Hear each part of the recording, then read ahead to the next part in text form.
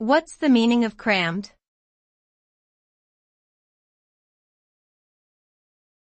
Crammed.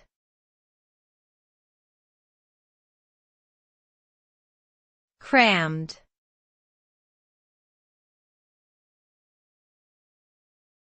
Crammed.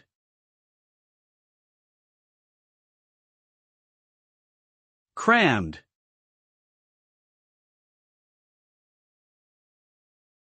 The word crammed means to fill a space or container with an excessive amount of something. The result of cramming can vary depending on the context in which it is used. For example, a student who crams for an exam may try to memorize a large amount of information in a short period of time, possibly resulting in a lower quality of understanding. Similarly, a storage area that is crammed with too many items may become disorganized and difficult to navigate. In short, cramming generally leads to a situation where there is an overwhelming amount of something in a limited space.